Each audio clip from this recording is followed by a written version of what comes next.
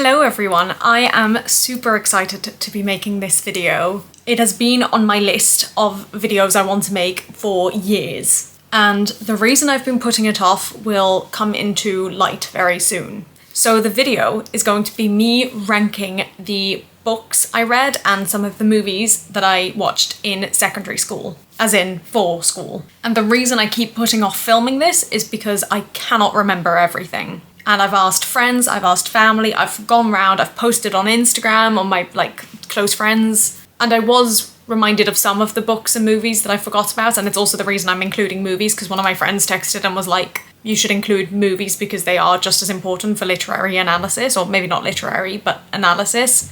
And I was like, fair enough. So we're gonna go through the ones that I've got, and I will try and remember which year they were from. I've tried to put them in year order, but we'll see how it goes. Now, before I list them all and show you the template that I've made for the tier ranking, I do want to say I did quite well in English, always, but I never really felt like I got it. I was very creative. I always did creative writing, even since I was a young kid. So anything that was creative writing, yeah, that's fine. That's not necessarily something I had to be taught. It was just something I always did. But anything like analysis, I really struggled with. And I would make things up and then I'd get good marks and I'd still not know why I got a good mark. So people have always said to me, oh, you're really good at English, but actually I'm not. I don't get it. I would never be able to teach anyone. And also worth noting, almost all of these are from my English class. I think I can see 2 in there that aren't, but I will talk about that as well. Let's go. All right, so the first book is the only one I could remember from year 8. I'm going from year 8 because I moved schools in year 8, and I cannot remember for the life of me what I did in year 7. I really didn't like the school I was at in year 7, and I very much, I think, just blocked it, like trauma. So we're going from year 8. So the only book I could remember from that year was The Giver. Then I think Animal Farm and Private Peaceful were year 9, I think. And then I think Night and To Kill a Mockingbird were year 10. I could be mistaken, I can't remember. To Kill a Mockingbird definitely, oh, it could have been year 9. I don't know. In fact, I think To Kill a Mockingbird might have been year 9. I don't know, I can't remember. Then The Quiet American and The Crucible, I think, were year 11. The Lieutenant was definitely year 12. The Curious Incident of the Dog in the Nighttime was definitely year 12, and that wasn't English. We studied that for theatre, and I loved it, and I actually had already read it years before, I think. And 1984 and Stasi Land were both also year 12. And then the last 4 are movies. So Stand By Me was definitely year 8, Rabbit Proof Fence was year 9, Truman Show was year 10, and Gattaca was year 11. Of those movies, I had definitely seen Rabbit Proof Fence before, and I'd also, I think, seen The Truman Show a couple of times before because I think my brother really loved it. So let's go through. The Giver, I remember really enjoying.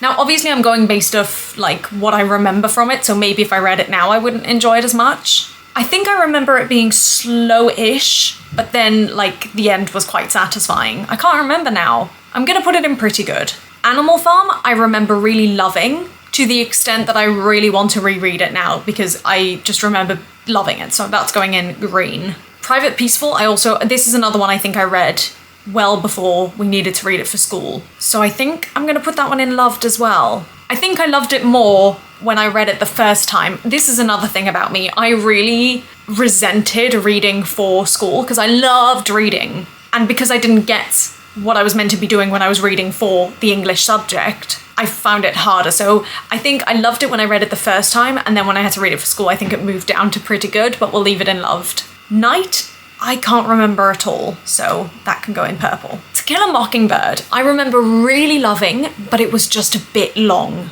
so I'm gonna put that in pretty good.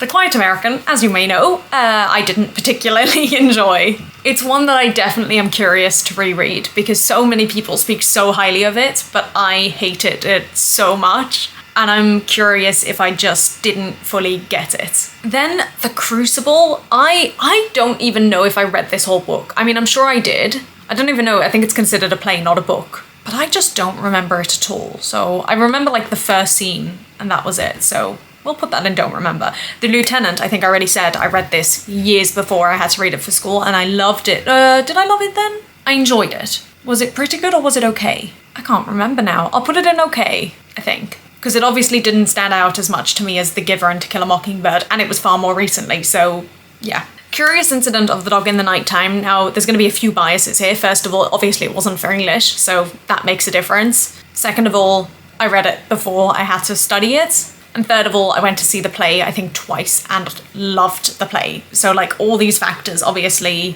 are gonna impact it. I'm kind of surprised it hasn't come back to London actually, but anyway, I loved it, so that's where it's going. 1984 was the only book that I didn't read fully before, I think even before the end of the year. I did read it then after, but I don't think I finished it before. And to be honest, I remember, like, I did read it, but I remember I finished the book and kind of went, I don't remember any of what I've just read. And it's such a shame because obviously, like, it's such a big part of popular culture. Maybe less so nowadays, but it definitely was. And so that's another one I think I want to revisit. I have seen a play, I think, of it. I think during lockdown they showed something.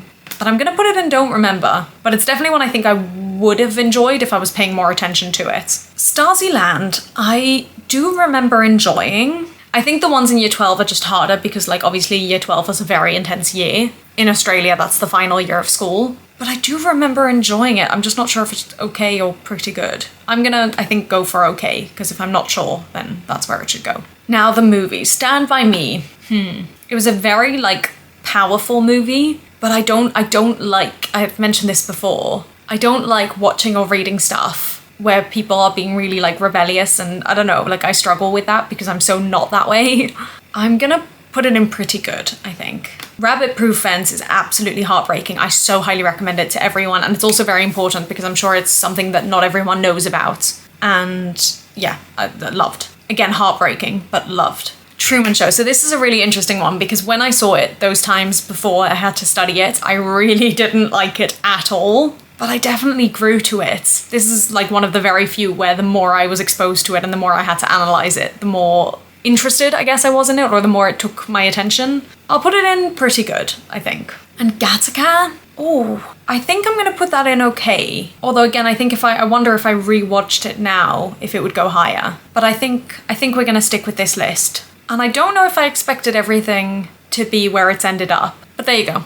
If you've never read or heard of some of these books, here's a recommendation, I suppose, of which ones I did love and which ones I didn't. But then again, everything is subjective. So, you know, what I might not have loved, for example, The Quiet American, I know is a huge hit with a lot of people. So, you know, maybe I was the exception. But I think the most important one on this list that I would recommend people to be exposed to is Rabbit Proof Fence, because it's just a very important and powerful story and a piece of history that could so easily get overlooked. It's not based on a true story, but it is, like, it's a historical fiction. It could be based on a true story. Maybe it is based on a true story. Let me check. Well, let me close this first. Ta-da, here's the list. So when I've just Googled it, it does say adventure/documentary. Oh, it does say based on a true story. There you go. And it's got Kenneth Branagh in it. I think that's how you pronounce his name. And at the time, I only knew him from Harry Potter. So I was like, Lockhart's in this, and he plays a really bad guy. And yeah, I mean, look, the score on Rotten Tomatoes is 88%, and they usually score things really low. So yeah, I would just highly recommend it. That's all. Let me know if you read or watched any of these things when you were in school, and also if there was anything you read or watched that's not on this list that you would recommend, or that you wouldn't. Always good to know which books to avoid, I guess. And I will see you all in another video. I'm so glad I did this. I love bookish content. Alright, I'll see you all later. Bye!